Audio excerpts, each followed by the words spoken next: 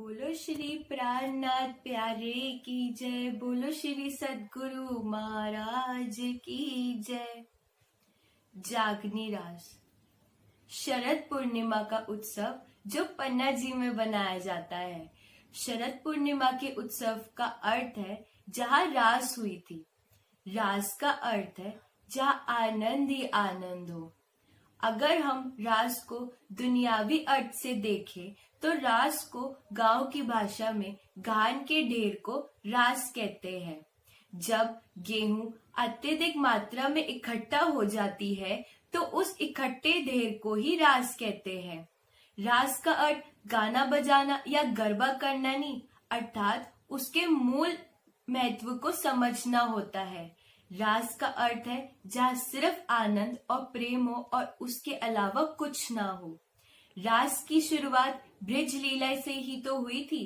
Bridge में ब्रह्म शिष्टियां ब्रिजवधुओं के रूप में आई थी और हमारे राजी महाराज श्री कृष्ण जी के तन में विराजमान होके उन्होंने ब्रिज लीला की थी।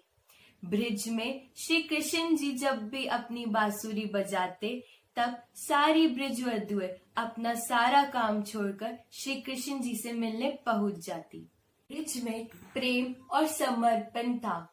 ब्रिजवधुओं के रूप में ब्रह्म शिष्टियां को राज्य की पहचान नहीं थी, वह बस प्रेम में ही मगन रहती थी। लेकिन जब 52 दिन का वियोग तथा विरह आया और विरह के बाद प्रियतम से मिलने के आनंदमय अत्यधिक प्रेम को ही रास कहते हैं। विरह के बाद हमारा हृदय निर्मल हो जाता है और इस निर्मल हृदय से प्रियतम से मिलने का जो आनंद है वो और भी आनंदमय हो जाता है। इस तरह से 3 लीला हुई, ब्रिज, रास और जागनी। अब ब्रिज लीला के बाद रास की लीला हुई जो योग माया के ब्रह्मांड में हुई।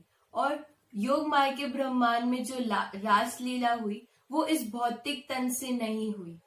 योग माया का ब्रह्मांड त्रिगुणात्मिक है, मतलब अर्थात 3 गुणों से भी परे है, इसीलिए उसको त्रिगुणात्मिक कहा गया है। अब रास की लीला के बाद जागनी की लीला हुई जब श्री देवचंद्र जी आए।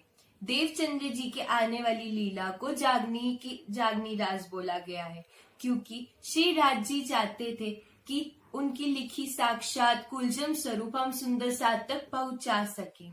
कुलजम स्वरूप और 3 स्वरूप की बीतक में राज्य की दिल की सारी बातें लिखी हुई हैं और परम धाम के हर एक पक्ष के बारे में लिखा हुआ है।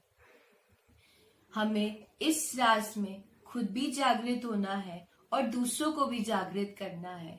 अगर हमें राज्य के नूरी तन का दीदार करना है तो हमें दिन प्रतिदिन चर्चनी, चितवनी और जागनी रास खेलनी पड़ेगी। हमें अपने पूरे दिनचर्या में से राज्य के लिए अत्यधिक समय निकालना होगा। यही हमारी मार्फत की अवस्था है। अगर जो रूह इस खेल में आई है और उसे राज्य का नूरी दीदार हो जाता है तो उस रूह का इस खेल में आना संभव हो जाता है। प्रणाम जी।